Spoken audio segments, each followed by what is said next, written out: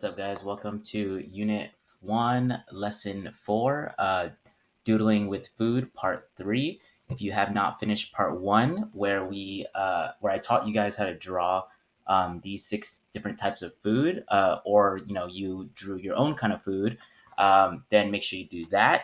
And if you finished that but you didn't finish Part 2, sorry, let's close this up right here.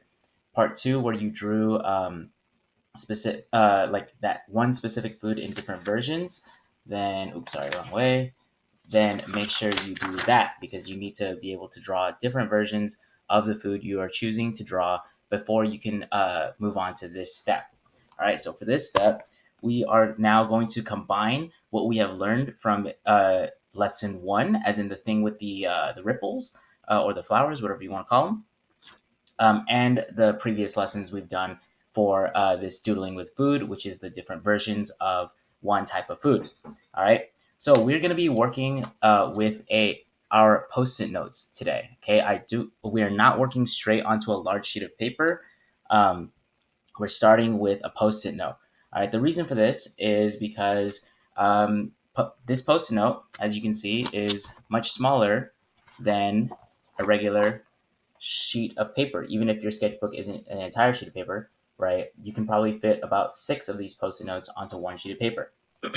So usually, okay, people will feel intimidated, like, oh my God, there's so much space here. I need to fill up this entire space.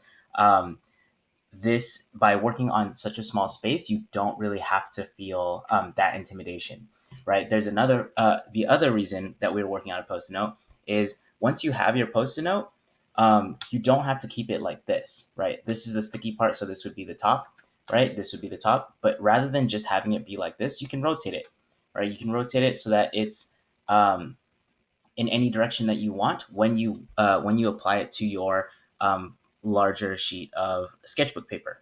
Okay. Um, I know some of you are probably like, "Oh, come on, Mr. Shao, just let me start on my big project already, right? Like, I'm impatient. I want to do this and that, right?"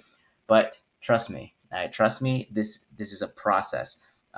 Also, if you're the type of person who is like, I'm already confident, I already know what to do, then just fill out the post-it note and then do it on the the other paper. Putting it on a post-it note, being able to rotate it like this gives you a lot more creative freedom. Just because, or sorry, once you're done with this, right, you still have control over how you present it, right? By like just changing how you place it on the paper. All right, so that's why we're starting with our post-it note. Again, combining the 3 lessons before this with the ripples, with the food, right? Like learning how to choose to draw different types of food, as well as the different versions of it.